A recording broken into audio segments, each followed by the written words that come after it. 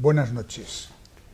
Cantabria desde la Solana aborda aquí, en esta noche, un asunto que no hemos tratado y que yo creo que tiene un gran interés, que es la genealogía en Cantabria, es decir, los apellidos, el origen de los mismos, el saber de cada uno de nosotros, los antepasados que tenemos, de dónde provenimos, cuál es en parte la historia de nuestra propia comunidad autónoma.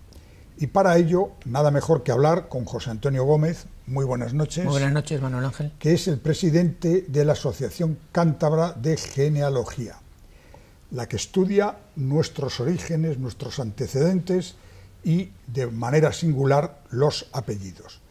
Y yo creo que lo primero, para que nuestros televidentes lo entiendan mejor, que nos expliques qué es la genealogía y qué interés puede tener en estos momentos.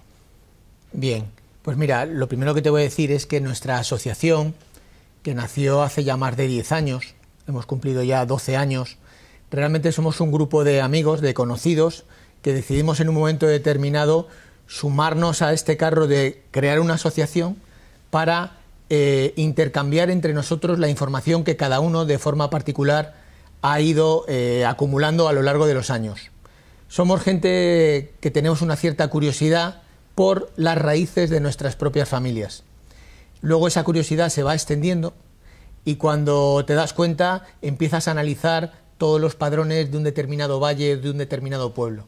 Con lo cual diría que la genealogía, bueno, tiene muchas definiciones, pero una que a mí me gusta es la búsqueda curiosa, ya no solo de tus raíces, sino de la gente que vivió en una época atrás en la zona en la que tú vives.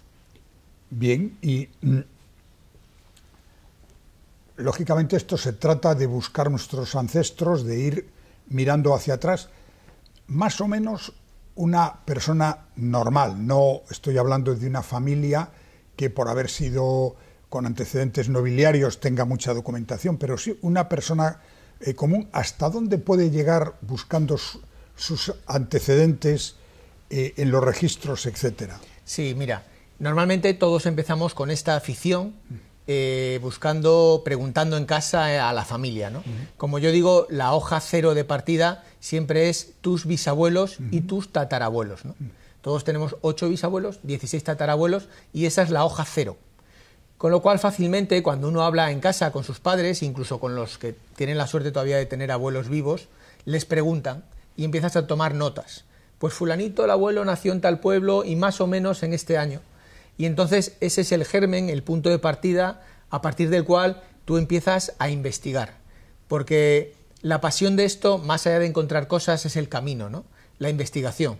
Yo recuerdo cuando empecé en esto en el año 92, que me pasé todo un verano en Santillana del Mar, cuando el archivo diocesano todavía estaba allí, lo llevaban las monjitas de Santillana, y por las mañanas cogía mi coche en agosto y me pasé todo el mes de agosto, todas las mañanas, de lunes a viernes, para coger sitio, que era un espacio muy pequeño y se llenaba con apenas 5 personas, y te pasabas la mañana allí, de 9 de la mañana a 2 de la tarde que cerraban, y saboreabas y podías hacer algo que ahora ya no se puede, que es, te dejaban físicamente los libros de bautismo, y tú los ibas buscando con las pistas que te habían dado del año, del pueblo, y las monjitas muy pacientemente, tú le dabas un libro, y ahora dame el de Cabuérnico, ahora dame el de Soba, ahora dame... Entonces así se inicia el tema, ¿no? La gente, cuando le hablas de la genealogía, a todo el mundo le llama la atención, porque quien más, quien menos, todo el mundo tiene una curiosidad de saber quiénes fueron sus abuelos y sus bisabuelos y sus tatarabuelos. Pero ya no solo saber quiénes fueron, sino en qué año nacieron. Nosotros damos un paso más y a veces nos gusta saber por qué, si llegamos a conseguir averiguarlo, se movieron de tal pueblo a tal otro, o por qué mi bisabuela y mi bisabuelo se conocieron, ¿no? Con lo cual hay una intrahistoria dentro del frío dato del lugar de nacimiento y del año de nacimiento. Es una cosa muy asequible a todo el mundo, porque todo el mundo tiene unos familiares a los que poder preguntar. Yo, de hecho, muchos amigos míos se han iniciado en esto pues a raíz de una conversación o una charla en la que les animas a decir, ¿por qué no te pones con un folio, hablas con tu familia, que también está muy bien, dicho sea de paso, y empezáis a hacer ese cuadro hasta llegar a tus 16 tatarabuelos, ¿no? Es una cosa apasionante, la verdad es que nos apasiona.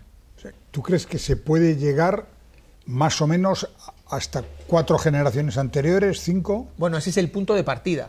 Cuando tú ya tienes la hoja cero y llegas a tus tatarabuelos, luego hay 2 caminos. El que habitualmente tomamos todos es el diocesano, porque las partidas, a partir del Concilio de Trento, a la segunda mitad del siglo XVI, es cuando se hace obligatorio que toda persona bautizada quede reflejada en un libro de partidas de bautismo. Y, por supuesto, de casamientos, matrimonios e incluso de finados, la gente que fallece, ¿no? Con lo cual tienes 3 libros clave, sobre todo el de bautismos, en el que poder ir ascendiendo en tu árbol. ¿Cómo?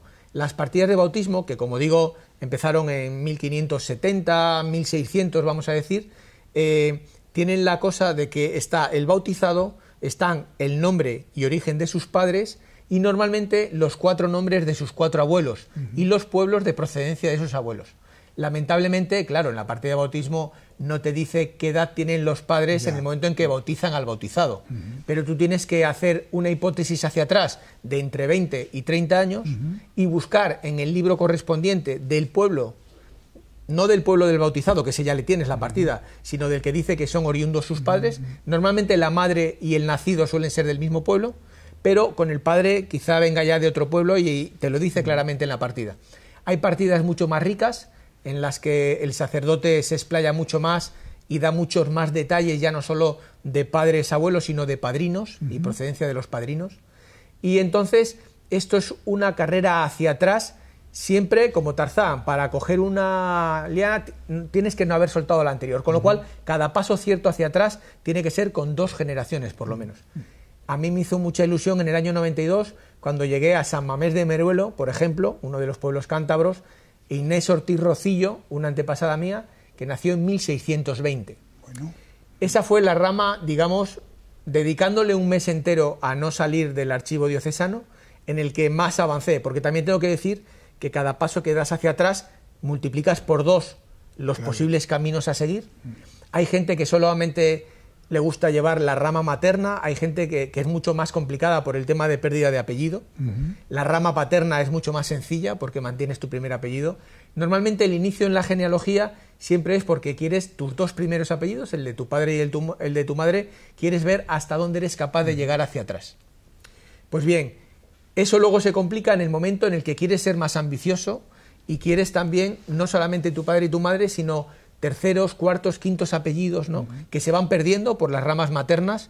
Es curioso, porque la sangre materna la mantienes igual que la paterna, pero el apellido, desgraciadamente, lo vas perdiendo.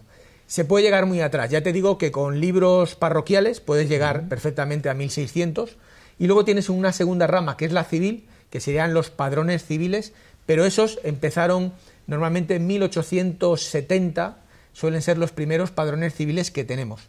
Y entonces también se va al archivo provincial, histórico, que está en el archivo histórico, y ahí con padrones, e incluso hay gente que con legajos notariales puede avanzar mucho más. Tienes todo un campo, es un tema que necesita tiempo y dedicación, pero sobre todo pasión, ponerle mucha pasión. Bueno, y los apellidos también constituyen a veces casi una señal de identidad. Se dice que en determinada zona, por ejemplo, de Cantabria, en determinada comarca, predomina este tipo de apellidos. Más o menos, ¿qué apellidos tú considerarías que son los característicos de Cantabria?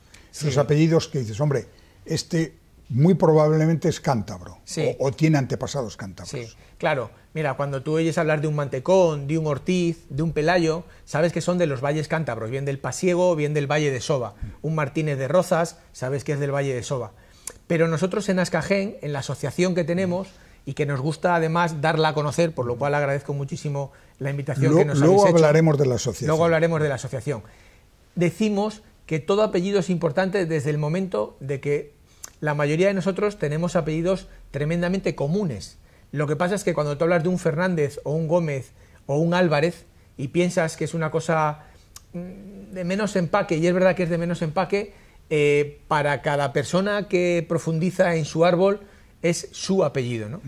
Pero sí que es cierto, y más en una zona con una orografía tan complicada como es la cántabra, que un montón de apellidos entras a bucear en un valle o en un pueblo y tienes la inmensa suerte de que vas tirando de la madeja, igual tienes 7 generaciones de padre a padre a padre que no salen del mismo pueblo.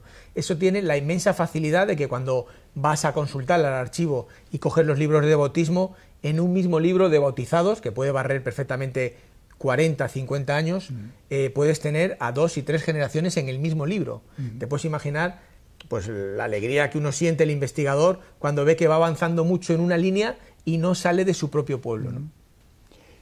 Pero, ¿qué apellidos considerarías tú que son los más frecuentes, los más comunes en Cantabria?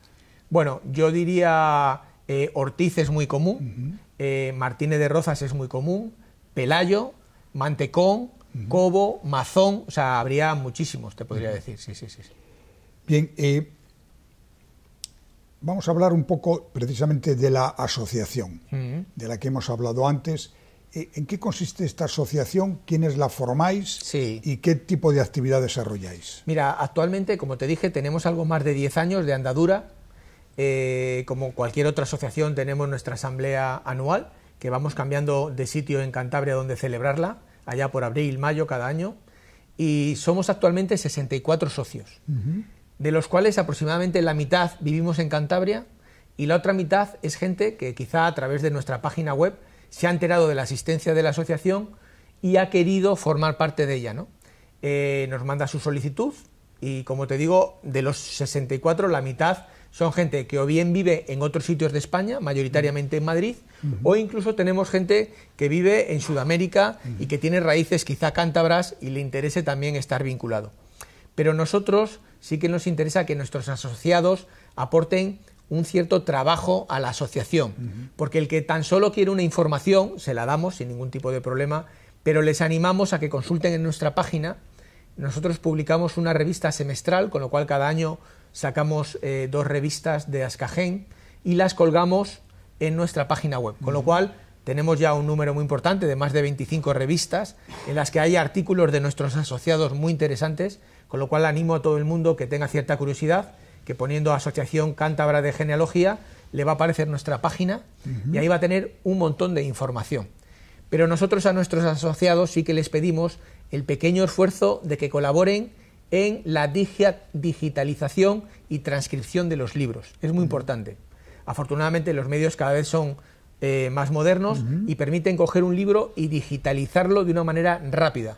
Pero el auténtico trabajo viene después, porque una vez que has volcado el libro al ordenador, tienes que tener la tremenda paciencia y tiempo y dedicación para transcribir lo que dice esa letra que tiene 200 o 300 años de antigüedad y pasarla a un lenguaje transcrito, como dice el verbo, en tu ordenador y que sea asequible a todo el mundo. Por eso agradecemos muchísimo a los compañeros asociados que invierten muchísimo de su tiempo en transcribir cosas que previamente hemos digitalizado. Bien, esta asociación Ascagen, ¿recibís consultas de particulares? ¿Qué tipo de trabajo de investigación desarrolláis como, digamos, como propio de la asociación? Sí, pues mira, sí, recibimos consultas de particulares y en la medida de posible se intentan responder en el menor tiempo posible, como digo. Pero luego la asociación como tal ha hecho trabajos muy específicos en valles muy específicos. Tenemos algunos acuerdos con algunos ayuntamientos que nos prestan sus libros. Libros, hay que decir que en el archivo diocesano no están todos los libros de parroquia como quisiéramos o como sería lo deseable de toda Cantabria. Hay parroquias de algunos pueblos que por un motivo u otro todavía no cedieron sus libros al archivo diocesano. También tengo que decir que en los años 90 los mormones hicieron una gran labor de filmografiar, no, en aquella época todavía no era digitalizar, pero hicieron fotos de todos los libros que en aquel momento el archivo diocesano tenía. Pero de allí hacia acá, desde los años 90 hasta ahora, el archivo diocesano, que ahora mismo tiene su centro en la catedral y que se puede consultar previa, pidiendo por internet primero audiencia, hora y día, tienen ahora microfilmado muchísimo más, unas 400 y pico mil fotos que desgraciadamente todavía no son accesibles al público en general. Sí que es accesible todo lo que los mormones en su momento microfilmaron, pero ahora, bueno, pues estamos insistiendo mucho con el obispado para que esa casi tanta información como la que los mormones microfilmaron, que está ya ahora digitalizada, podamos acceder a ella para intentar poder empezar a transcribir esos libros. Como digo, la fuente eclesiástica es muy importante, la civil también, con los padrones, y bueno, la verdad es que incansablemente en la asociación, como te digo, somos pocos, somos 64, nos conocemos casi todos y nos pasamos información unos a otros de lo que cada uno en el tiempo en el que dispone pues va consiguiendo, ¿no? Es muy gratificante la generosidad con la que nuestros asociados comparten la información que a ellos les ha costado tiempo y esfuerzo con el resto de compañeros.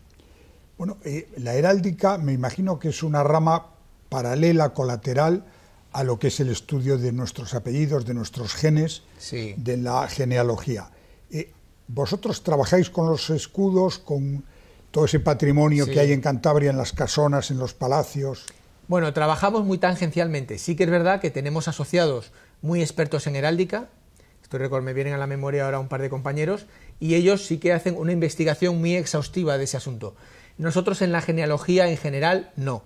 Pero sí que es verdad que casi todos los que pertenecemos a esto y nos gusta la genealogía, pues tenemos los libros de Carmen González Echegaray con los escudos de Cantabria.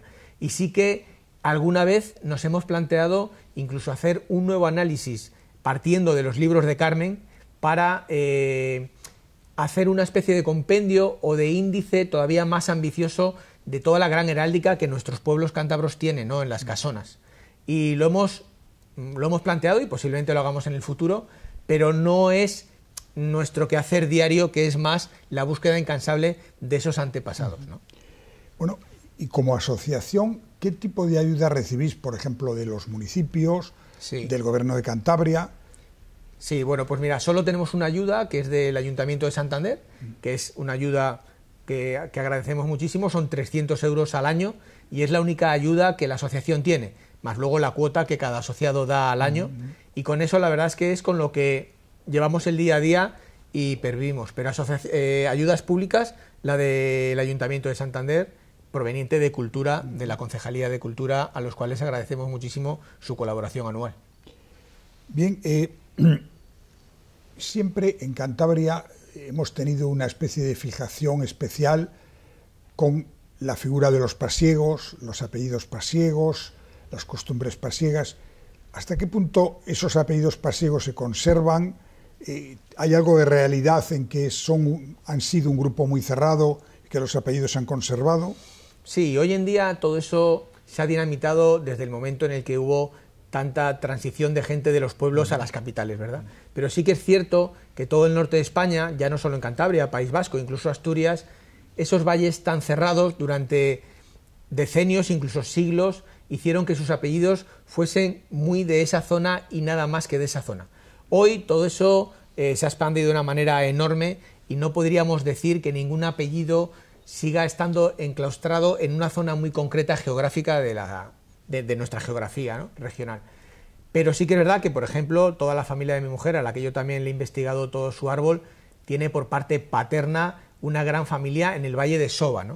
Y entonces cuando recorres el Valle de Soba, cosa que es muy recomendable para todos los que nos estén escuchando, te das cuenta en cada pueblo, y hablando sobre todo con la gente del pueblo, que hay muchos apellidos que, aunque ahora se hayan extendido por el resto de la geografía regional y nacional, siguen estando muy arraigados en el pueblo.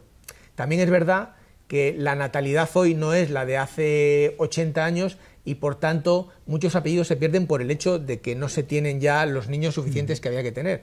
Hay que pensar en esas familias que antes tenían 8, 10 y 12 hijos y que, por tanto, su apellido, sobre todo por la vía masculina, se perpetuaba en la zona, ¿no? Eso se está perdiendo mucho. Pero, no obstante, nosotros en Ascajen nos gusta investigar esto y nos gusta investigar valles completos. Ya no que sean de nuestra propia rama familiar, sino que cogemos un pueblo y le analizamos familia por familia, y es muy gratificante porque al final, bueno, pues para ese pueblo y para todo el que tenga raíces en ese pueblo va a encontrar siempre y con seguridad algún apellido consultando en nuestra base de datos. Luego, hay personas que tienen un apellido, digamos, muy común. Sí. Estos apellidos que, bueno, abundan mucho en España en general y en Cantabria en concreto.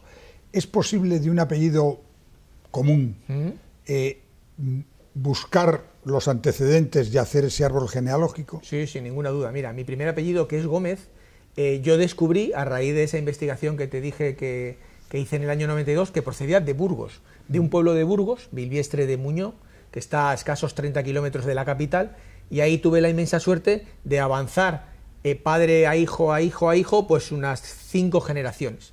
Por supuesto, viajé a Bilviestre de Muñó, he estado allí incluso con alguno de mis hijos, le hice fotos a la iglesia, le hice fotos a la pila bautismal, y luego tuve la mala suerte, entre comillas, de que Martín Gómez Sedano nació ya en Burgos capital, y me estoy remontando a 1740 aproximadamente, y todavía no he tenido la suerte, y eso que hice la mili en Burgos, y consulté muchas veces el archivo diocesano de allí de Burgos capital, no he tenido la suerte de localizar a este señor entre las 10 o 12 parroquias que había en Burgos a mediados del siglo XVIII.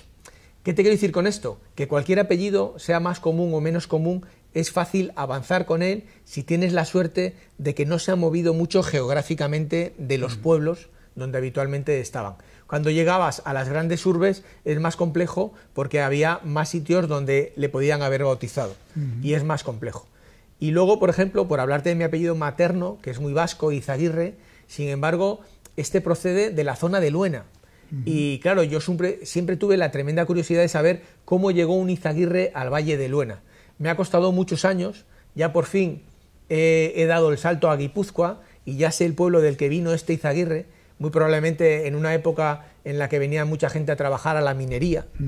Desgraciadamente en la zona de Luena y en la Guerra Civil se quemaron todos los libros parroquiales y por tanto no se puede seguir la pista por ahí.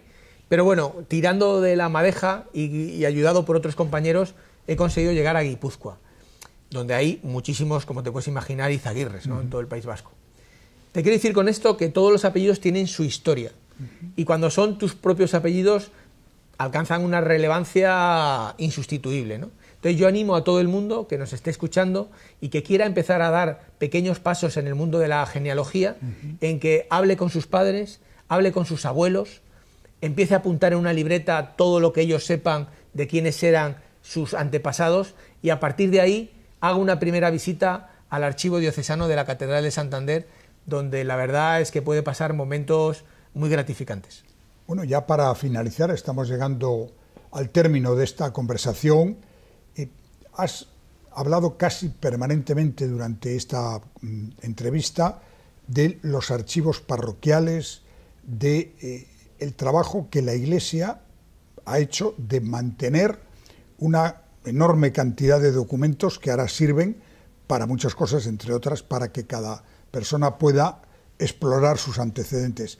¿Hasta qué punto valoras tú este trabajo que se ha ido haciendo en parroquias perdidas de los pueblos y en parroquias grandes en las capitales o en las ciudades? Bueno, la verdad es que en eso coincidimos todos los asociados de Ascagen, en que el trabajo ímprobo que se hizo durante siglos por parte de toda esta gente en la iglesia, en las iglesias de los pueblos y de las capitales fue tremendamente, o sea, es invalorable, es incuantificable toda la información que está ahí, que en muchos casos ni siquiera está todavía digitalizada y que no sabemos hasta qué punto, a veces cuando ignoras lo que existe no eres capaz de valorarlo, pero cuando empiezas a analizar libros que tienen 200, 300 y 400 años, tendríamos que descubrirnos ante todo el trabajo, muchas veces para nada pagado, que la Iglesia Católica ha hecho no solo en nuestro país, sino en todos los sitios donde está radicada, y ya no solo con la genealogía, sino podríamos hablar del arte y de muchos otros aspectos incluso sociales, ¿no? Pero en el campo de la genealogía, toda esa información es, la valoramos infinitamente porque primero es la herramienta con la que nosotros desarrollamos esta pasión nuestra y segundo porque es una información totalmente insustituible para el futuro.